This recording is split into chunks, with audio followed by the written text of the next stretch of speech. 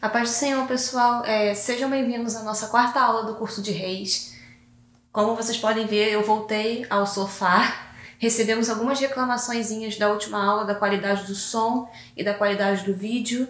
Então mudamos de novo para esse formato. Eu espero que vocês consigam entender melhor o que eu vou falar. E bem, hoje nós começamos a parte mais complicada da história de Israel e de Judá.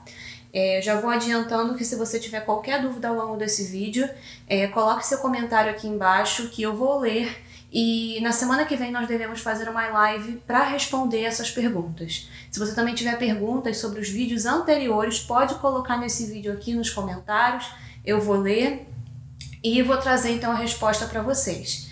Recomendo também que você já pegue o seu caderno, já pegue a sua Bíblia, já pegue também a sua caneta para anotar, porque hoje, como vocês podem ver, nós temos uns casos aqui bem complicados que nós vamos precisar explicar. Então, também tem um aviso que eu preciso fazer para vocês. Isso é importante antes que eu me esqueça. A partir de agora, a história de Israel e de Judá, ela fica um pouco sangrenta, se eu posso dizer assim. Como eu falei para vocês naquela aula de introdução lá no Instagram, a história que se passa na Bíblia é uma história de uma época muito, muito antiga, onde os hábitos e os costumes eram antigos, e nós vamos discutir alguns temas um pouquinho pesados. Então, vou avisando de antemão, eu não tenho intenção nenhuma de esconder partes da história do que realmente aconteceu de vocês, então vamos falar de alguns desses temas ao longo da aula. Israel, o Reino do Norte, passou por uma série de sucessões de reis que foram um assassinando o outro, tentando tomar o poder, vários golpes de estado que resultaram então na chegada de Omri ou Omeri ao poder. Omri foi um rei que consolidou o poder de Israel, o Reino do Norte, e o filho dele é um personagem bastante conhecido na Bíblia e que a gente conhece também muito, que é Acabe. E a partir de agora, vocês estão vendo essas setas aqui complicadas? Pois bem, se vocês quiserem anotar, podem anotar, mas não se preocupem, na descrição vai ter outro PDF com uma linha do tempo. Mas, nesse momento da história, os reis de Israel e de Judá começaram a fazer vários acordos e alianças. E esses acordos e alianças passaram por casamentos, que resultaram nessa arvorezinha de família, aqui onde todo mundo vai estar relacionado de alguma forma. Mas então nós vamos começar. Um aviso também importante, agora, temos muitos avisos agora, né? Os personagens bíblicos agora vão lidar muito com o povo sírio, ou os arameus. E você vai ver muitas vezes eu mencionar o nome Ben-Hadad. Ben-Hadad era o nome de muitos dos reis sírios, e é mais um título do que um nome, significa filho do deus Hadad. Então vai ter Ben-Hadad 1, Ben-Hadad 2, Ben-Hadad 3, não se preocupe com isso, são nomes parecidos de verdade. Começamos então com a história de Acabe. Como vocês sabem, então, Omri, o pai de Acabe, deu um golpe. Ele chegou ao poder dessa forma, e Omri, no caso, estabeleceu Samaria como a capital de Israel. No reino de Acabe, Samaria vai continuar sendo a capital, mas agora também uma região chamada Jezreel, é difícil de pronunciar, vai ser a capital de inverno. Então nós vamos ter essas duas capitais com foco em Samaria. Pois bem, nós aprendemos na semana passada que uma das medidas que o pai de Acabe fez foi casar Acabe com Jezabel, que era uma princesa fenícia, para estabelecer um acordo entre Israel e os povos da Fenícia. Quando Jezabel vem para Israel, ela traz juntamente com ela o culto a Baal, que era o deus nacional da região de onde ela vinha. Acabe adota esse culto também, ele constrói um templo para Baal em Samaria, e é possível que, como Jezabel era filha do rei, ela tivesse desfrutado de um papel de suma sacerdotisa de Baal no país dela. Então, quando ela vem para Israel, ela tenta então estabelecer esse culto, ela tenta colocar Baal como um deus nacional, e dessa forma ela mesma tem um certo protagonismo.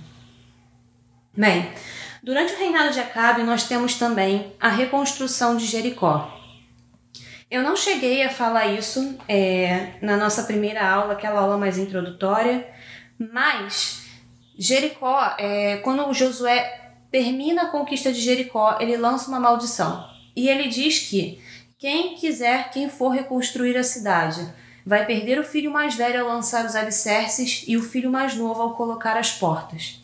E um homem chamado Iel, de Betel, resolve reconstruir Jericó, e é exatamente isso que acontece. Ele perde o filho mais velho ao lançar os alicerces da cidade, e ele perde o filho mais novo quando ele coloca as portas.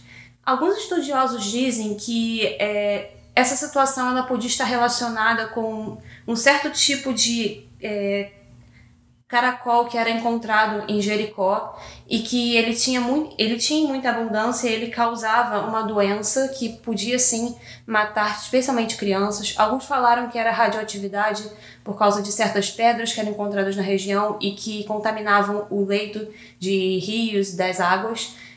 Não se sabe exatamente, mas basicamente o que acontece é que Iel reconstrói Jericó com o preço dos seus filhos. Como eu falei antes para vocês, Jezabel vem então lá da Fenícia com a intenção de tornar Baal o Deus nacional de Israel. E o que ela faz é começar a exterminar os profetas. Era mais um movimento político do que religioso. A maioria das religiões daquela época toleravam que houvesse dentro do território sacerdotes de outras religiões. Mas os sacerdotes e os profetas de Israel, eles tinham mais do que um papel simplesmente religioso, eles também tinham um papel político. Os profetas, eles vão colocar muitos reis no poder, como Elias e Eliseu, como nós vamos ver mais para frente. Então, ela queria acabar com a influência deles sobre Israel. Por isso, ela começa a exterminá-los. Nesse momento, o homem responsável pelo palácio de Acabe, chamado Obadias, não confunda com profeta, reúne 100 profetas e os esconde em cavernas, fornecendo água para eles e comida. Enquanto tudo isso está acontecendo para lá, nós temos então, lá no sul, a chegada ao poder de Josafá. E Josafá, ele começa a reinar com 35 anos de idade, já no 4º ano do reinado de Acabe. Ele reina num total de 25 anos em Jerusalém. E ele foi um rei muito bom. Porém, ele cometeu 2 erros que nós vamos ver agora. Ele não acabou com os altares idólatras, então ele trouxe reformas, mas ele não trouxe reformas completas. E Josafá também cometeu o pior erro que ele poderia cometer. Ele associou a família dele com a família de Acabe por meio de casamento. Como nós vamos ver mais para frente, Jeorão, o filho de Josafá, se casou com Atalia, a filha de Acabe. Pois bem, começa a perseguição então aos profetas lá no Reino do Norte, por causa de Jezabel. E mais ou menos nesse período começa o ministério de Elias. Elias era de Gileade, na Transjordânia, e ele começa alertando Acabe sobre a seca e a fome que vão vir nos próximos anos por causa do pecado de Acabe, por ele ter levado o povo a pecar e a servir Baal. Uma coisa interessante, Baal, ele era um deus associado à tempestade, aos relâmpagos, ao fogo e geralmente à fertilidade da terra. Então, quando o Senhor diz que ele vai reter a chuva, ele está demonstrando o poder dele naquela área, justamente nas competências, digamos assim, que seriam de Baal. Então, se aquele povo acreditava que Baal era o deus da tempestade, da fertilidade da terra, dos relâmpagos e do fogo, o Senhor está lá bloqueando justamente aquilo que o Deus deles seria capaz de fazer. Assim que Elias fala isso, ele se esconde, ele vai fugindo para o leste, onde ele é alimentado por corvos que trazem comida para ele. Mais ou menos nesse período nós também temos o milagre da farinha e do azeite em Nazaré e a ressurreição do filho da viúva. Nós vamos encontrar alguns profetas, e alguns profetas agora, o ministério de alguns deles, mas eu não vou entrar em detalhes para não confundir muito com a história dos reis. Pois bem, como eu falei antes para vocês, mais ou menos nesse período Josafá casa o seu filho Jeorão com Atalia, que é a filha de Acabe. E são 2 períodos muito diferentes nos 2 reinos, porque Josafá é um rei bom, ele é um rei que vai fazer reformas, ele é um rei que vai aproximar o povo do Senhor, mas Acabe vai ser um rei que vai jogar Israel lá embaixo espiritualmente. Nós temos então o famoso desafio no monte de Elias.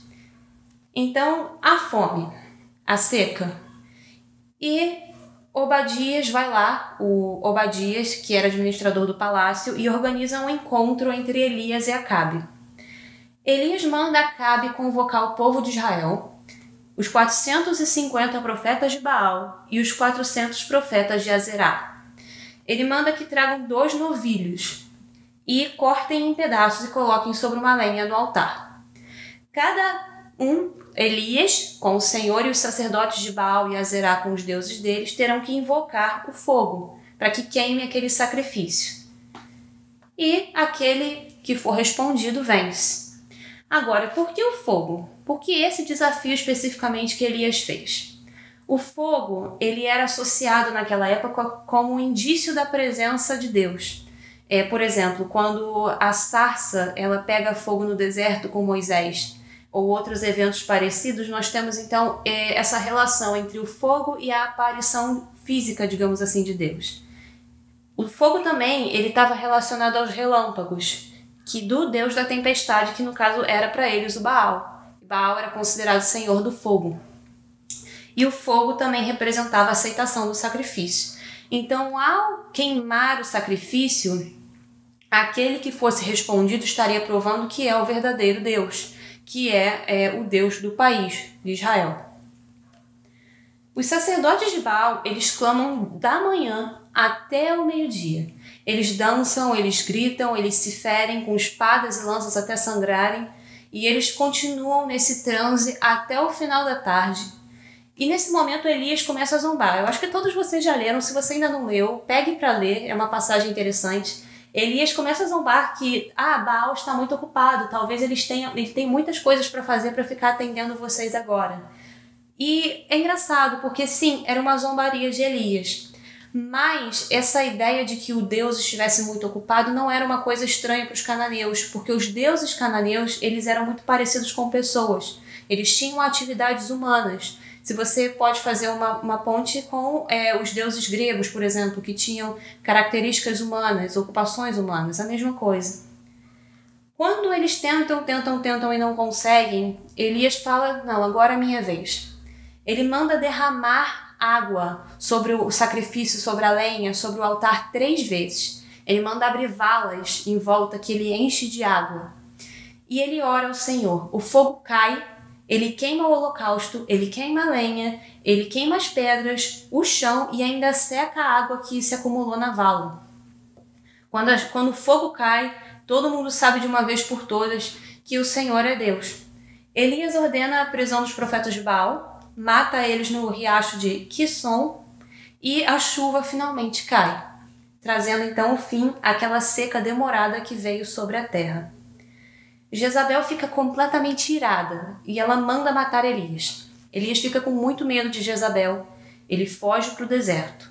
E nesse momento Elias tem um momento de dúvida. Ele pensa que ele é o único que sobrou, que ele é absolutamente indispensável e que uma vez que ele for morto, ninguém vai poder pôr fim à maldade da família de Acabe. Mas o Senhor sustenta Elias nessa jornada que ele faz, nessa fuga, e ele fala assim, o Senhor não fala, mas a gente entende, né? Que você se achou indispensável, você achou que estava sozinho. Mas eu vou nomear pessoas que vão continuar o seu trabalho para você. E ele manda então Elias procurar 3 homens. Hazael como rei da Síria, Jeú como rei de Israel, Eliseu como seu sucessor. Quem vai ungir Jeú e Hazael vai ser o próprio Eliseu. Enquanto isso está acontecendo por lá, Josafá continua então o seu bom governo, governando junto com seu filho. Os eventos do reinado de Josafá vão ser mais para esses aqui, para esses 2 reis. Ele vive muitos anos comparado com Acabe. Voltamos então para Acabe. Lembra da história do muitos Ben-Hadades? Nós vamos encontrar todos eles agora. Temos então, no reinado de Acabe, a primeira batalha contra os sírios. Como eu falei para vocês, agora começa a hora em que nós vamos ter vários Ben-Hadades. E é um título, não é exatamente um nome, então não se preocupem em seguir todos os que virão à frente. Pois bem, o rei Ben-Hadad da Síria, ele convoca todo o seu exército e outros 32 reis e cerca Samaria, a capital de Israel, Reino do Norte. Ele envia uma mensagem a Acabe e ele diz assim: o ouro, a prata, o melhor das suas mulheres e dos seus filhos são meus. Isso era uma opção de uma rendição pacífica. Tudo que Acabe tinha seria levado para a Síria, ele não teria grandes problemas. E Acabe diz: tudo bem, pode ser. Mas então Ben-Hadad percebe que Acabe vai ceder muito fácil e ele resolve tentar até um pouco mais. Ele fala: por que então os meus oficiais não entram no seu palácio e pegam tudo que tem de valor, e na casa dos seus oficiais também? Aí Acabe já não pode mais concordar. Se Acabe aceitasse, Israel entraria numa posição de um reino vassalo, o que significaria que todos os membros da família de Acabe seriam levados para a Síria como reféns. Ele teria que pagar tributos à Síria, viver como subordinado. Mas, com essa proposta bastante ousada de Ben-Hadad, Acabe acaba rejeitando. Um profeta vai até Acabe e anuncia que o Senhor vai entregar o exército dos sírios na mão deles. Ele e os jovens soldados dos líderes das províncias partem ao meio-dia, enquanto Ben-Hadad e seus aliados estavam bebendo nas suas tendas. Israel vence, Ben-Hadad escapa a cavalo com alguns dos seus cavaleiros. Temos também agora a segunda batalha contra os sírios. O profeta anuncia que Ben-Hadad vai atacar de novo e manda que dessa vez Acabe fortaleça suas posições. O que acontece é o seguinte: a primeira tentativa de batalha aconteceu em Samaria. A Samaria era uma região montanhosa. E naquela época se achava que os deuses eles tinham territórios. Então tinham os deuses das montanhas, os deuses dos rios, os deuses dos lagos, os deuses das planícies e dos vales. E por Israel estar localizada numa região montanhosa, os sírios ou arameus pensaram que Yahvé, o Senhor, fosse um deus das montanhas e que, portanto, a melhor técnica seria fazer uma guerra num vale, onde, tecnicamente, de acordo com as crenças deles, Deus perderia o seu poder. Então, eles fazem essa nova estratégia na primavera seguinte, onde o objetivo não é mais cercar Samaria. O objetivo agora é fazer uma guerra de trincheiras mesmo, em terreno aberto. O Senhor diz, então, através dos seus profetas, que como os arameus acharam que ele era um Deus só de montanhas, ele faria o povo vencer no vale também. São 7 dias de batalha, 6 dias de acampamento e um 7º dia de combate. Os israelitas vão matar mais de 100.000 soldados de infantaria arameus e Ben-Hadad vai fugir. O que vai acontecer é que os oficiais sírios vão se vestir de pano de saco. O pano de saco era uma roupa feita de pele que era muito desconfortável, e eles colocam cordas em volta do pescoço, que era uma forma de simbolizar que eles estavam se submetendo. E esses oficiais eles vão encontrar Acabe e eles pedem um encontro entre os dois reis. Acabe fala: não, chama o Ben-Hadad, ele é meu irmão, pode trazer ele aqui. Coloca ele no carro de guerra dele e fala assim: vamos fazer um acordo, você me dá umas rotas comerciais e umas cidades, a gente acaba com essa guerra aqui, tudo tranquilo. E ao invés de subjugar Ben-Hadad ou matá-lo, Acabe faz uma espécie de amizade com ele. Eles fazem um tratado de igualdade. O profeta vai até Acabe com uma palavra do Senhor. A Bíblia não fala aqui quem é esse profeta. Como Acabe poupou um homem que deveria morrer, logo será a vida dele, a vida de Acabe pela vida de Ben-Hadad, o povo de Acabe pelo povo de Ben-Hadad. Acabe fica tão aborrecido que ele volta para o seu palácio e durante 3 anos você não tem nenhuma guerra entre Israel e Síria, justamente por causa desse tratado. Acontece também nesse período o que a gente vai conhecer como aquele episódio da vinha de Nabote. Então, se você conhece a história da vinha de Nabote, você deve saber mais ou menos como funciona. Acabe via do palácio dele uma vinha que era vizinha dele, ali, que pertencia a um homem chamado Nabote. Essa vinha era uma vinha bem localizada e Acabe queria transformar ela numa horta. Só que quando ele vai a Nabote, o dono da vinha, para tentar negociar com ele, Nabote se recusa completamente. Isso se passa no palácio de Jezreel, o palácio de inverno. Bem, a posição de Nabote, ela não era simplesmente, ele fala, não entregarei a minha herança. Não é simplesmente uma posição do tipo, eu não quero entregar o que eu recebi dos meus pais. Também era uma posição religiosa. Ele sabia que o povo tinha recebido as terras da aliança, da divisão de terras que houve. E ele sabia que ao dar aquela terra, ele estaria abrindo mão do que era dele, direito dele. Nabote se recusa e Acabe, esse é um comportamento muito engraçado de Acabe. Acabe fica aborrecido, vai para casa, deita na cama, fica deitado olhando para a parede e se recusa a comer. Jezabel chega, ela fica sabendo da situação e ela dá uma bronca nele. Ela fala, como você é um rei, faz uma coisa dessas. Você tenta uma coisa, alguém nega o seu direito e você vai deitar na cama de pirraça. E isso, na verdade, era porque vocês têm que lembrar que Jezabel não era de Israel. Na Fenícia, existiam duas diferenças principais entre os reis. Os reis da Fenícia, eles eram donos da terra. Então, as pessoas tinham a terra como uma concessão do rei, porque no final das contas tudo era dele. Já em Israel, a posse final da terra pertencia a Yahvé, pertencia ao Senhor. Então, esse conceito de a quem pertencia a terra era diferente. Outra coisa também, na Fenícia, o poder do rei era completamente absoluto. Mas em Israel, o poder do rei ele não estava acima da lei do Senhor. Então, Jezabel não entende essas questões culturais. Ela não entende que, ainda que Acabe seja rei, ele não tem o direito de tomar aquela terra como ele bem quiser. Mas ela, sendo de outra cultura, ela acha um absurdo que ele não possa pegar o que ele quer. Então ela escreve várias cartas assinando o nome de Acabe, envia as autoridades e aos nobres da cidade de Nabote e decreta um dia de jejum. Nabote é colocado num lugar de destaque. Eles sentam-se na frente dele duas testemunhas falsas que começam a testemunhar contra ele e fazer com que ele admita uma coisa que ele não fez. Fazer com que ele admita que ele amaldiçoou a Deus e ao rei, que é um crime de traição que resulta em morte. Ele é levado para fora, apedrejado até a morte por crime de traição. E, por ser um crime desse tipo, a morte de Nabote é considerada uma morte indigna. Não é uma morte digna, ele não fica para a história com um nome limpo.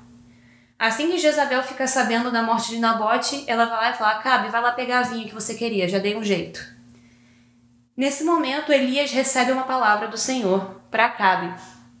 E aí a palavra é bastante dura. Ele fala para Acabe, no lugar onde os cães lamberam o sangue de Nabote, porque ele não foi propriamente enterrado, ele foi deixado ali, também farão com Acabe.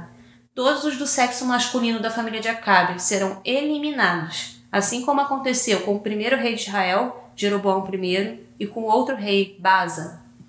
E, é claro, Jezabel será devorada por cães junto ao muro de Jezreel.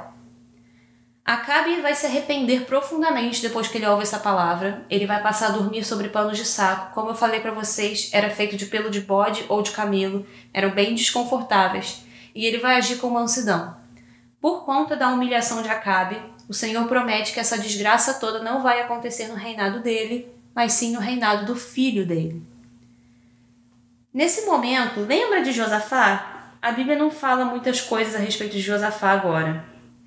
Vamos falar um pouquinho dele.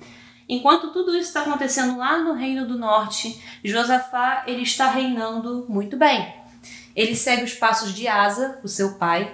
Ele envia oficiais e levitas por todo o reino de Judá para poder ensinar o livro da lei do Senhor para as pessoas. Então ele envia seus emissários justamente para isso, para que as pessoas possam aprender do livro do Senhor. E ele também ganha o respeito dos reinos vizinhos. Ele inicia um governo em parceria com o filho dele, que novamente é casado com Atalia, filha de Acabe. E então começa o trágico envolvimento de Josafá e Acabe.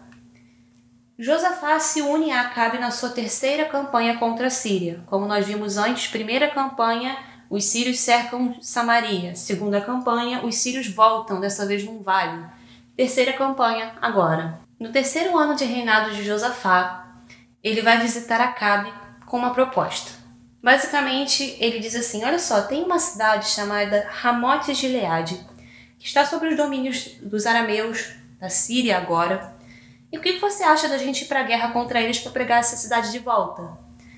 Josafá chama assim: Acabe, você é meu irmão, vamos lá, irmão, vamos para essa guerra. O meu povo é o seu povo, os meus cavalos são os seus cavalos, meu exército é o seu exército. Josafá então fala assim: tudo bem, vamos para a guerra, mas vamos pedir o conselho do Senhor.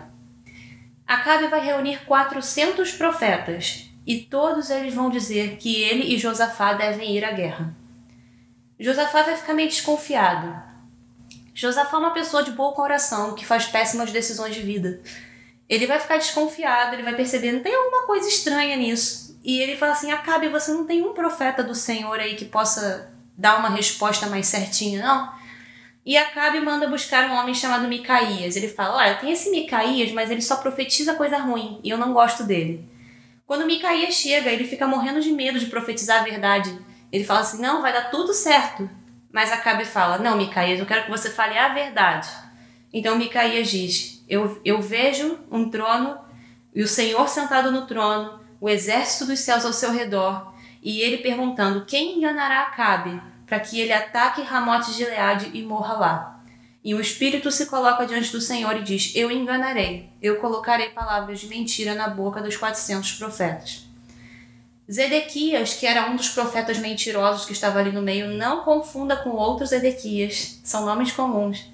Ele dá um tapa no rosto de Micaías e Acabe manda que Micaías seja preso por causa dessa profecia que ele fez.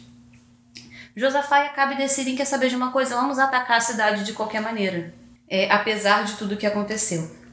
Acabe é muito inteligente. Ele fala assim para Josafá: Josafá, você usa roupa de rei, você vai no carro especial do rei e eu vou disfarçado de um soldado comum. O que ele está pensando? Que Josafá vai ser um bode expiatório. Então ele vai chamar atenção e ele mesmo, Acabe, não vai chamar tanta atenção na batalha. E Josafá, por qualquer razão, vai aceitar. Os soldados do rei da Síria vão confundir Josafá com Acabe e vão correr atrás de Josafá. Quando eles chegarem para matar Josafá, Josafá vai gritar: não sou rei, não sou rei, eu sou rei de Judá, não sou rei de Israel. Eles vão desistir. Mas aí acontece um evento que história parecida, gente. História se repete, mas narrativas também dessa época se repetem. Um soldado vai disparar o seu arco a esmo. Ele vai disparar ao acaso e a flecha vai acabar batendo exatamente entre o encaixe da armadura de Acabe. Acabe vai mandar então o condutor do seu carro de guerra tirar ele da batalha, porque ele está ferido. Só que a batalha estava muito intensa, ele não consegue sair da batalha, ele não consegue fugir, ele precisa ficar o dia inteiro lutando de pé no carro dele com uma flecha atravessada. Ele vai ficar sangrando aos poucos o dia inteiro no carro dele, até que no finalzinho do dia ele vai morrer e vai ser sepultado em Samaria. E aí cumpre-se a profecia. O carro dele, o carro que ficou cheio do sangue dele, vai ser lavado no açude e os cães, como disse a palavra de Deus, lamberam o seu sangue. E essa é a morte trágica de Acabe, que vai passar o governo então para o seu filho Acasias. Acasias, ele continua o legado de um péssimo reinado e ele vai reinar apenas 2 anos. Enquanto isso, Josafá ainda está reinando no sul. Enquanto tudo isso está acontecendo lá em cima, Josafá vai voltar para Judá após essa guerra e ele vai ser imediatamente censurado por causa da aliança que ele fez com Acabe. O profeta Jeú, novamente, não é o rei Jeú que nós vamos ver para frente. Ele sai ao seu encontro e ele revela que a ira de Deus está contra Josafá. Mais ou menos nesse período, depois da guerra, Josafá vai restaurar a ordem da adoração em Judá. Ele vai nomear juízes, ele vai continuar o seu trabalho de mandar com que os sacerdotes e levitas percorram a nação, fazendo o povo voltar ao Senhor. Lembrando, gente, era uma época que não tinha telefone, não tinha internet, não tinha telégrafo, não tinha nenhum desses meios de comunicação que a gente conhece, seja do passado ou de agora. Então tinha partes do povo que não sabiam o que estava acontecendo, tinha povoados que ficavam tão isolados que eles não sabiam o que estava acontecendo, eles recebiam as notícias atrasadas. Então, Josafá tem uma ideia inteligente. Se ele mandar uma equipe com o livro da lei na mão, indo de vilarejo em vilarejo ensinando a palavra do Senhor, ele está então fazendo esse processo de evangelismo interno do povo. Ele também vai nomear alguns dos levitas e sacerdotes para poder julgarem as questões da lei do Senhor e resolverem pendências entre os habitantes. Nesse período, os moabitas e os amonitas vão entrar em guerra contra Josafá. Ele vai reunir o povo, decretar um jejum e se levantar na Assembleia de Judá no templo do Senhor e fazer uma oração. A Bíblia fala que o Espírito do Senhor vem sobre Jaaziel, filho de Zacarias, descendente de Asaf. E ele vai dizer aquela frase que a gente conhece muito bem, a batalha do Senhor. Eles não precisarão lutar, somente tomem suas posições e verão a vitória. Josafá nomeia alguns dos seus homens para cantarem ao Senhor, e eles vão louvando na frente do exército. Quando eles começam a cantar, o Senhor prepara emboscadas contra os homens de Amon e de Moabe, que estavam invadindo Judá. E eles são derrotados e se destroem entre si mesmos. Eles acabam lutando entre si e se destruindo. Os homens de Judá eles vão então para o lugar onde se avistava o deserto para poder encontrar o exército dos Moabitas e dos Amonitas, e eles só veem um monte de cadáveres. Então eles saqueiam o que sobrou por uns 3 dias. Eles pegam tanta coisa que eles não conseguem mais carregar. E eles voltam para Jerusalém. Todos os homens vão para o templo do Senhor cantando com som de liras, harpas, cornetas. E Josafá desfruta de muita paz. Ele tem temor dos outros reinos. Os outros reinos ficam sabendo do que aconteceu e não ousam atacá-lo. Temos então, lá no norte, com Acasias, o filho de Acabe, que mais uma vez não estava seguindo um caminho muito bom, ele continuou o caminho do culto a Baal, a rebelião de Moabe. Messa, o rei de Moabe, ele tinha muitos rebanhos, ele pagava tributos ao rei de Israel. E depois da morte de Acabe, ele resolve se rebelar contra Acasias. Uma rebeldia, inclusive, que sai dessa forma mesmo, não chega a ser consertada nunca. Nós temos, então, um evento bastante complicado que vai diminuir a vida de Acasias consideravelmente. Acasias ele vai cair da sacada do seu quarto. Tivemos uma notificação aqui, gente. Acasias cai da sacada do seu quarto no palácio e ele fica muito ferido. E aí ele faz uma besteira que vai custar muito para ele. Ele manda os seus mensageiros consultarem o deus de Ecrom, Baal-Zebud ou Baal-Zebu, ou como a gente chama mais para frente, Beelzebu. Ele manda consultarem o deus de Ecrom para saber se ele vai ficar bem. Quando Elias fica sabendo disso, ele recebe uma mensagem do Senhor, ele encontra os mensageiros de Acasias e fala: por acaso não existe Deus em Israel para você ir lá consultar esse Deus do outro povo?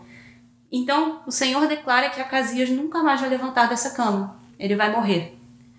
Acasias então ele manda 50 soldados e um oficial irem atrás de Elias para pegar ele, porque ele fica com muita raiva.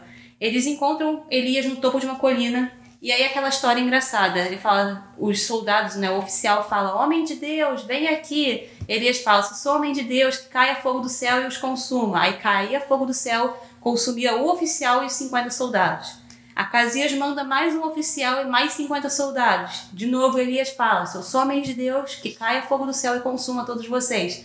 Novamente, 50 soldados e um oficial são mortos. Quando chega o terceiro grupo, o oficial se ajoelha e pede: por favor, pelo amor de Deus, não me mata, só por favor vem comigo. E Elias então resolve ir. Elias encontra Acasias e tudo que ele fala faz repetir a profecia que ele já tinha dado. Porque você buscou os deuses de fora, porque você ignorou o conselho do Deus de Israel, você vai morrer e não vai levantar dessa cama. Vamos ter então uma breve aliança entre Josafá e Acasias. Acasias já estava de cama, então ele já estava mal, mas ele vai se aliar com Josafá por um breve momento. Josafá vai fazer uma proposta: olha só, que tal a gente construir uns navios mercantes e fazer um acordo de comércio? Eles topam, os navios são construídos, mas um profeta, que a Bíblia não identifica, profetiza contra Josafá dizendo: pelo amor de Deus, Josafá, você de novo se aliou com a família de Acabe. Então o Senhor vai destruir os seus navios, eles nunca vão ser usados. E eles naufragam. O contrato comercial entre o reino de Israel e de Judá nunca é cumprido. Pois bem, Josafá vai continuar reinando por enquanto, mas a história de Acasias vai acabar por aqui. Acasias morre muito novo, ele morre sem filhos e ele morre de cama. Por causa disso, como não tem ninguém para assumir o governo para ele, quem assume o governo é o seu irmão, também filho de Acabe, Jorão. Jorão, então, vai ser o último rei da linhagem de Acabe. Vocês lembram que eu falei que o Senhor tinha falado que toda a tragédia que ia vir sobre a família de Acabe viria sobre a vida do seu filho. Vem sobre a vida do seu filho Jorão, não da filha do seu filho Acazias.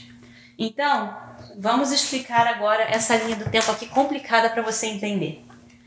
Josafá é o pai de Jeorão. Acabe é o pai de Acazias.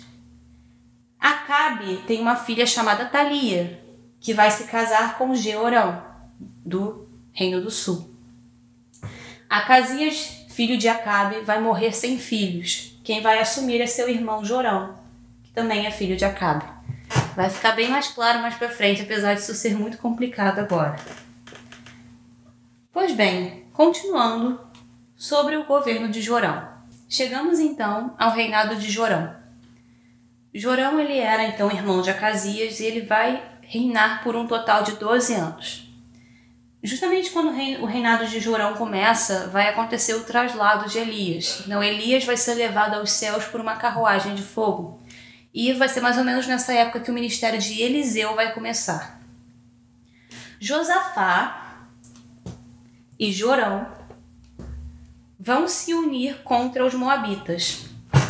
Lembra do que eu falei que houve uma pequena rebelião de Moabe contra Acazias?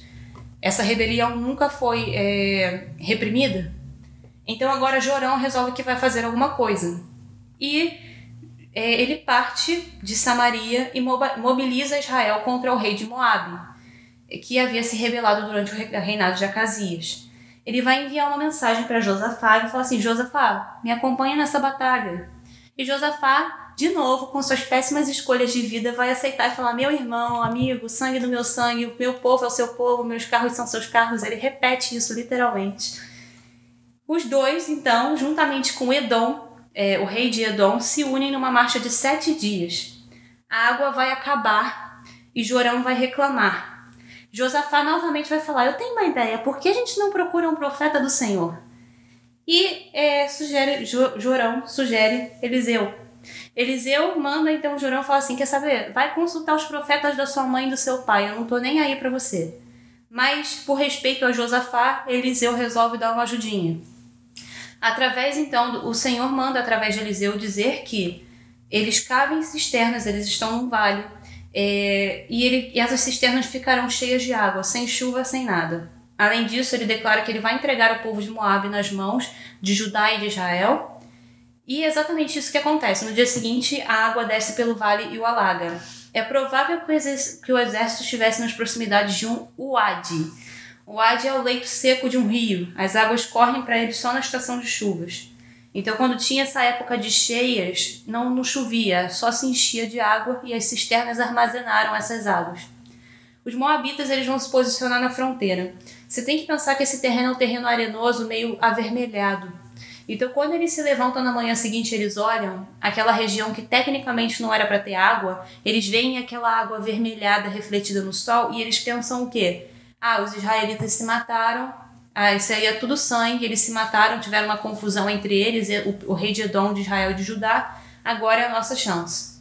Então, eles descem todos empolgados para o acampamento de Israel. Quando eles chegam lá, não morreu ninguém. E aí eles são atacados e são postos em fuga. O rei de Moabe ele vai atrás do rei de Edom, que era o mais fraco, o elo mais fraco dessa corrente, mas ele não consegue capturá-lo. De raiva, ele vai lá, pega o próprio filho e o mata, o filho mais velho, e mata sobre o muro da cidade, provavelmente uma tentativa de conseguir dos deuses uma vitória militar. Os moabitas ficam irados com toda essa situação e eles se retiram, voltando para sua própria terra.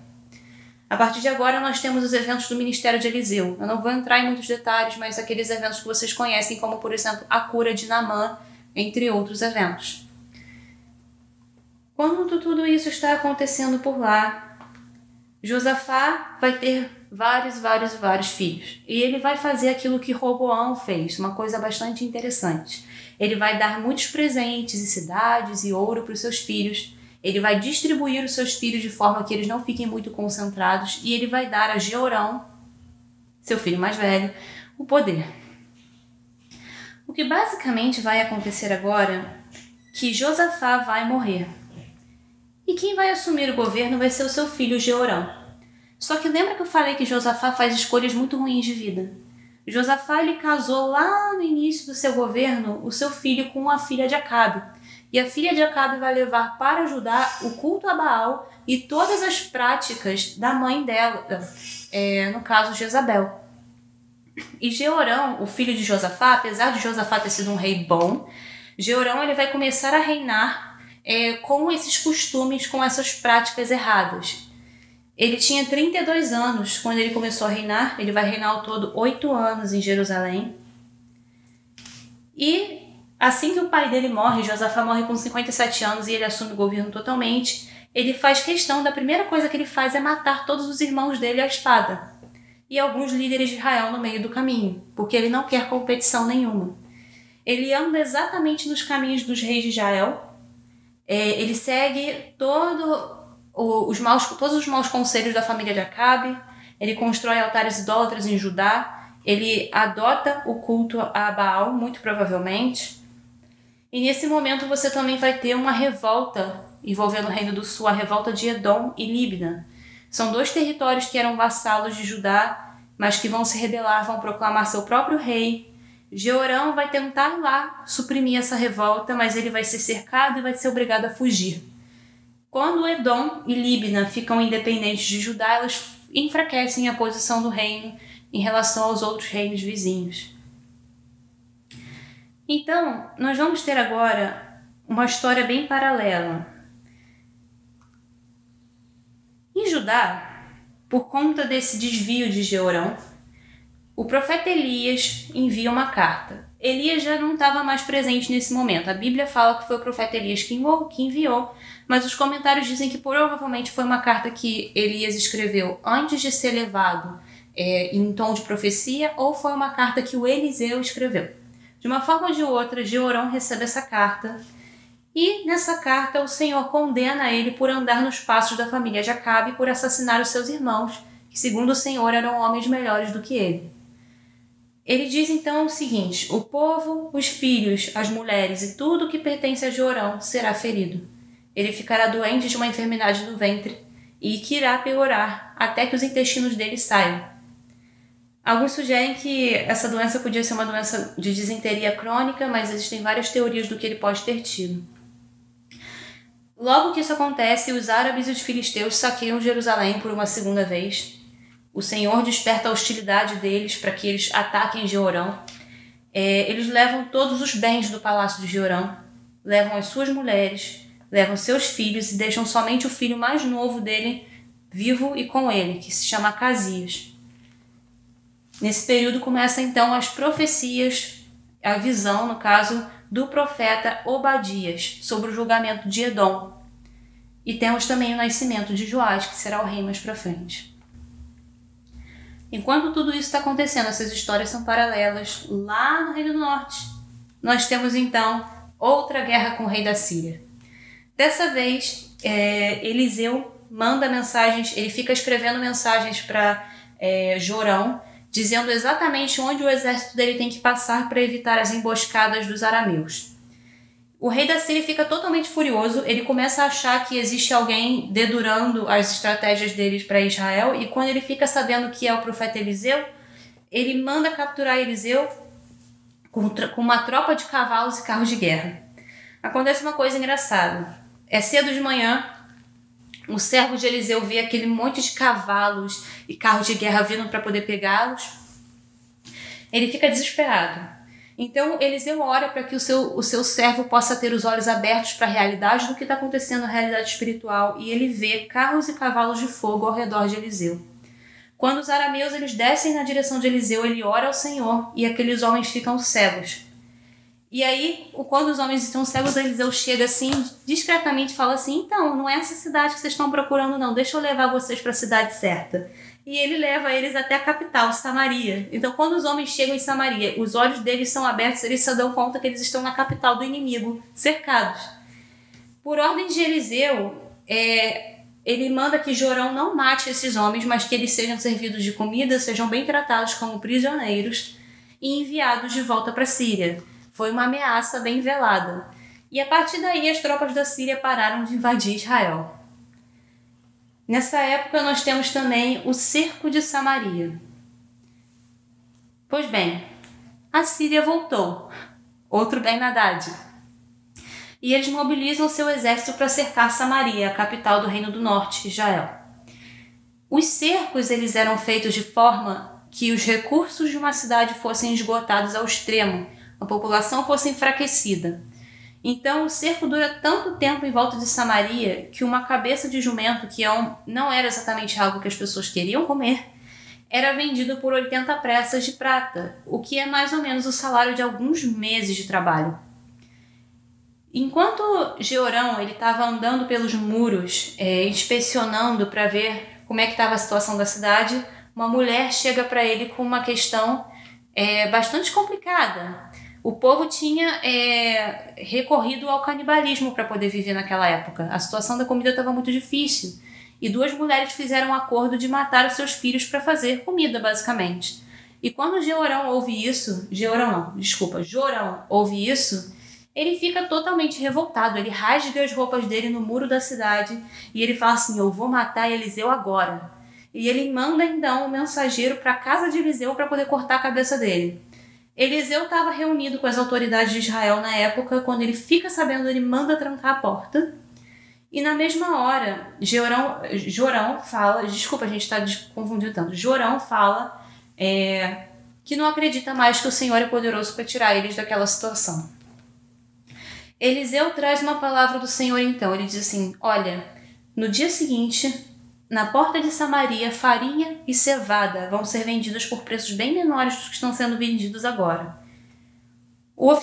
Havia um oficial no qual Jorão estava apoiado, e ele fala assim: não duvido disso, não sei, só se eu ver com os meus próprios olhos.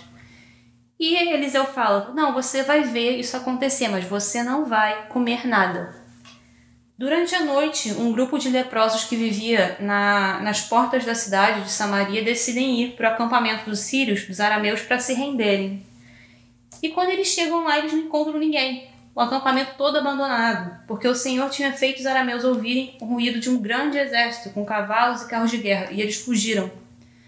Então os leprosos eles fazem a festa, eles encontram comida, bebida, prata, ouro, eles comem até se fartarem, mas eles se dão conta: a gente precisa contar isso para o resto da cidade, até porque se chegar de manhã e eles descobrirem que a gente achou esse acampamento e não falou nada, eles vão matar a gente. Então eles mandam a notícia para os sentinelas da cidade, e os sentinelas levam para o palácio. No palácio, Jeorão desconfia. Ele pensa: não é possível. Então ele manda 2 carros de guerra atrás do exército arameu para descobrir o que aconteceu. Eles seguem as pegadas do exército até o Jordão, encontram as coisas deles todas largadas lá, e eles então têm certeza de que o exército fugiu e de que foi realmente o Senhor que deu essa vitória para eles. O povo estava com muita fome, então o povo sai, todo mundo muito apressado para poder saquear o acampamento dos arameus. E o oficial, aquele mesmo oficial que duvidou que aquilo seria possível, ele estava na porta e ele é atropelado pelo povo. Então se cumpre a profecia de que ele veria, mas não poderia comer nada. Então, tudo isso tem acontecido lá em cima, e você tem a morte desse aqui, Jeorão. Pois bem, Jeorão, como eu disse para vocês, ele tem um filho, Acasias, e ele começa a governar em parceria com seu filho, Acasias. Acasias vai reinar apenas 1 ano, ele vai continuar o legado ruim do pai dele, Jeorão. E lembra que havia uma profecia sobre Jeorão, certo? De que Jeorão morreria de um problema nos intestinos. Então é isso que acontece. Ele fica tão doente que os intestinos dele saem e ele morre em dores agudas. O povo não faz homenagem nenhuma para ele, como havia feito para os seus antepassados. E a Bíblia diz que ele morreu sem que ninguém lamentasse a morte dele. Ele não foi nem sepultado no túmulo dos reis. Ele foi sepultado em Jerusalém, em outro canto. Com essa morte vergonhosa de Jeorão, o filho dele, Acasias, começa a governar sozinho. Acasias tinha 22 anos de idade quando ele começou a reinar. Ele só vai reinar 1 ano. Ele era filho de Atalia. Vamos fazer agora a linha do tempo de novo. Josafá casou seu filho Jeorão com a filha de Acabe, Atalia. Jeorão e Atalia tiveram um filho chamado Acasias. Portanto, Acasias era neto de Acabe. Acasias também era relacionado com toda a família de Acabe e todos esses reis aqui. Jorão do norte era irmão de Acasias. Ele assumiu porque o seu irmão não teve filhos. Portanto, Jorão do norte era tio de Acasias do sul. Lembrem-se dessa relação familiar complicada. O que acontece é basicamente o seguinte: por causa da influência de Atalia, que era sua mãe, Acasias vai seguir os caminhos da família de Acabe. Ele vai se casar com uma mulher da família de Acabe, ele vai seguir o conselho da sua mãe e os conselhos dos conselheiros da família de Acabe, e isso vai causar basicamente a sua ruína. Acasias ele vai auxiliar Jorão, que é o seu tio, na guerra contra a Síria. Lembra de que eu falei que Elias foi para o deserto lá atrás e o Senhor mandou ele procurar 3 homens que continuariam o trabalho dele? Jeú, Hazael e Eliseu? Agora chegou essa hora. Eliseu vai para Damasco, na Síria, onde o rei Ben-Hadad está bastante doente. Ben-Hadad manda um dos seus oficiais, chamado Hazael, procurar Eliseu e pedir que ele consulte ao Senhor a respeito da doença, se ele vai ou não vai viver. Quando Hazael vai se encontrar com Eliseu, ele traz ofertas, ele traz comida. Eliseu olha para Hazael e fala: olha, o rei vai se recuperar da doença, mas ele vai morrer mesmo assim. E Eliseu fica olhando para Hazael por muito tempo, até Hazael se sentir constrangido. E de repente, do nada, Eliseu começa a chorar. E Hazael pergunta: Senhor, por que você está chorando? E Eliseu fala: porque eu sei das coisas terríveis que você vai fazer contra o povo de Israel. E Eliseu fala para Hazael: você vai incendiar fortalezas, você vai matar jovens, você vai matar crianças e mulheres grávidas, você vai ser o rei da Síria e você vai fazer tudo isso contra o meu povo. Hazael ele vai retornar para Ben-Hadad. Quando Ben-Hadad pergunta: então, Hazael, o que o profeta disse sobre mim? Eu vou ficar melhor? Ele fala: não, você vai ficar ótimo. E aí, no dia seguinte, ele pega um cobertor, encharca e sufoca o rei até matá-lo, se tornando então o rei da Síria. Quando Hazael se torna então o rei da Síria, a família de Acabe vai trazer uns conselhozinhos para Acasias de Judá e falar assim: então, vai para a guerra contra ele. Então, Acasias vai se aliar ao seu tio Jorão na guerra contra Hazael, que agora subiu ao poder. Nessa guerra, Jorão vai ser ferido e ele vai voltar para o seu palácio de inverno em Jezreel para recuperar-se dos seus ferimentos nessa batalha. E Acasias vai visitar o tio nessa região, lá em Israel, na região de Jezreel. Agora começa o caminho da queda. O terceiro homem que foi escolhido para dar fim à família de Acabe, Jeú, finalmente é o ungido rei. Jeú, a gente vai falar do governo dele na próxima aula, mas ele vai reinar por 28 anos. Ele vai ser bom no início, mal no final. Mas Eliseu vai mandar um dos seus discípulos procurar Jeú, que era um comandante do exército, um oficial do rei Jorão, e ele vai mandar ungí-lo como rei sobre Israel, reino do norte. É profetizado que Jeú vai dar um fim à família de Acabe e a Jezabel. Quando os oficiais do rei que estavam lá junto com Jeú ficam sabendo que ele foi ungido rei, eles imediatamente declaram apoio a Jeú. Então Jeú vai começar uma conspiração contra Jorão, enquanto o Jorão estava lá em Jezreel se recuperando dos seus ferimentos, acompanhado do seu sobrinho, rei de Israel, rei de Judá, Acasias. Jeú vai pegar seus carros e cavaleiros e seus aliados e ele vai então para onde está o rei Jorão. Jorão vai mandar um sentinela se aproximar, com um cavaleiro se aproximar e perguntar para Jeú: você vem em paz? E Jeú fala: não me venha falar de paz, saia da minha frente. E ele mata o cavaleiro. Jorão envia o segundo cavaleiro para perguntar a mesma coisa e de novo Jeú fala: não me venha falar de paz. E quando ele percebe que a coisa está estranha, o sentinela fala: rei, a maneira como esse homem que está vindo dirige, como um louco, ele é Jeú. E quando Jorão fica sabendo, ele manda que preparem o seu carro de guerra E Acasias também, o seu sobrinho e rei de Judá, também prepara seu carro e os dois vão juntos encontrar Jeú. E eles se encontram justamente na propriedade que havia pertencido a Nabote, a mesma propriedade que Acabe conseguiu a preço de sangue. Quando Jorão tenta conversar com Jeú, ver o que está acontecendo e descobre que é uma traição, ele grita: foge Acasias, é traição. Aí vão os dois desesperados fugindo. Jeú dispara o arco dele e a flecha dele atinge Jorão nas costas, atravessa seu coração. Ele morre na hora e Jeú manda que o corpo dele seja jogado na propriedade de Nabote, sem direito a um enterro próprio. O que vai acontecer é que Jeú vai começar então a perseguir Acasias. Acasias tinha 22 anos na época, tinha reinado muito pouco. Acasias está fugindo no seu carro de guerra, desesperado. Ele pega a rota que vai para Judá e que passa por Samaria, porque ele espera ser protegido pelos seus aliados. Jeú e o seu exército vão atrás de Acasias e no meio do caminho eles encontram uns 42 parentes de Acasias, que também eram parentes de Acabe, as famílias se misturaram, que tinham ido visitar Jorão e Jezabel. Quando ele encontra eles, ele manda matar todo mundo. Então, oficiais, príncipes de Judá são mortos na mão de Jeú. Finalmente, Jeú alcança Acasias. Quando ele alcança Acasias, eles conseguem atingir o carro de guerra dele. Acasias continua fugindo, atingido e acaba morrendo.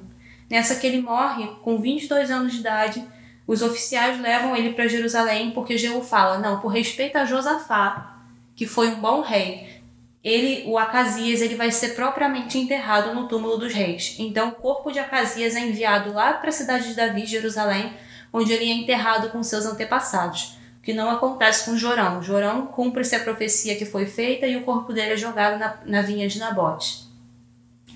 Pois bem, mas Jeú não terminou o processo de limpeza. Ele continua, então, procurando, então, aqueles que tinham aqueles que pertenciam à família de Acabe. E ele basicamente vai encontrar no meio do caminho, vai chegar em Samaria, vai encontrar 70 descendentes de Acabe e vai falar assim: olha só, ele manda uma notícia para os oficiais do palácio: escolham o melhor dos filhos do rei, coloca ele no trono e faça com que ele lute pela dinastia de Acabe. Só que os oficiais do palácio vão falar assim: nem pensar, se 2 reis juntos não puderam resistir a Jeú, então ninguém mais pode. Então eles escrevem uma mensagem a Jeú e falam assim: olha só, a gente jura lealdade a você. Nessa que eles juram lealdade para Jeú, Jeú fala assim: então tudo bem, se vocês querem jurar lealdade a mim e não à família de Acabe, mata todo mundo, todos os 70, me mandem as cabeças em cestos. E é isso que eles fazem. E quando Jeú recebe a cabeça dos 70 descendentes de Acabe, da família de Acabe, ele coloca em 2 montes na frente da cidade e deixa exposto lá para o povo ver. Ele mata todo mundo que resta da família de Acabe em Jezreel, todos os aliados, todos os amigos pessoais, todos os sacerdotes que eles tinham instituído. E por fim chega o destino de Jezabel. Jeú vai entrar em Jezreel. E quando Jezabel fica sabendo disso, ela se arruma toda, ela arruma o cabelo, ela pinta os olhos e ela fica olhando pela janela do palácio. Agora foi uma coisa curiosa, as pessoas sempre se perguntam por que Jezabel fez isso. A posição dela era uma posição complicada. Como mulher, ela não podia ter muitas opções. Ou ela morria ali, ou ela conseguia conquistar a confiança de Jeú. Então quando Jeú chega lá embaixo, ela fala assim: como vai Zinri, assassino do meu senhor? Ela chama ele de Zinri ou Zinri. Zinri, como a gente viu nas outras aulas, ele foi aquele rei de Israel que reinou apenas 7 dias. Ele deu um golpe, o golpe não deu certo, ele morreu e depois quem assume mais tarde é o pai de Acabe. Então, por que ela está fazendo uma referência ao Zinri, que foi um rei que durou tão pouco tempo no poder? Porque ela está basicamente dizendo para Jeú o seguinte: olha só, você pode até dar um golpe, mas você não vai sustentar muito tempo no poder. O que ela estava implicando quando ela se arrumou e quando ela fala isso é o seguinte: por que você não toma o harém de Acabe, o que incluiria de Acabe, de Acasias de Jorão, o que incluiria também Jezabel no meio do caminho, você toma o harém, você me mantém viva e você tem então a legitimidade de ter as mulheres então do antigo rei. Você tem legitimidade perante o povo. Quando Jeú percebe isso, ele grita assim para os oficiais que estavam com Jezabel: quem está comigo? Uns 2 ou 3 viram o rosto para ele e Jeú fala assim: joga ela para baixo. E eles empurram Jezabel para fora da janela. Ela cai, se espalha no chão. Jeú passa por cima dela com seus carros de guerra. E aí depois ele entra no palácio, ele come, bebe, e depois que ele comeu e bebeu e descansou, ele fala assim: pode enterrar Jezabel lá porque ela era filha de rei, ela merece alguma coisa pelo menos. E quando eles chegam para poder sepultá-la, eles só encontram o crânio, os pés e as mãos, porque os cães haviam devorado seu corpo como havia sido profetizado. Dessa forma, como eu disse para vocês, toda a família de Acabe, seja a família do norte, seja a família do sul, morre. E, justamente, isso é uma coisa que a gente precisa destacar. O erro de Josafá, ao envolver a sua família com a família de Acabe, fez com que lá na frente, tanto a descendência de Judá quanto a descendência de Israel fossem mortas debaixo do mesmo juízo. Na aula que vem, nós vamos acompanhar o reinado de Jeú em Israel. E a gente vai ter um período de exceção muito interessante aqui, porque a mãe de Acasias, Atalia, filha de Acabe, quando ela fica sabendo que o filho dela morreu, ela manda matar todo mundo da família real, dá um golpe e se torna rainha. E ela reina por bastante tempo até. Então na próxima aula nós vamos ver os reinados de Jeú, o reinado curto e pouco retratado de Atalia e dos que vieram após eles na restauração. E assim nós concluímos a nossa aula do curso 6.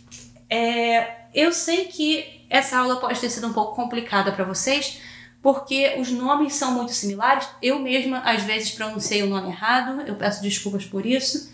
Mas não deixe de baixar na nossa descrição agora o PDF com a linha do tempo certinha para vocês entenderem melhor. Se vocês quiserem pausar o vídeo agora e copiar o que eu escrevi aqui também ajuda bastante. E se você quiser, veja o vídeo de novo. Mande suas perguntas aqui embaixo nos comentários. Pode ser perguntas dessa aula ou perguntas das aulas anteriores. E na semana que vem, no horário que nós vamos divulgar, eu vou fazer uma live respondendo essas perguntas para vocês.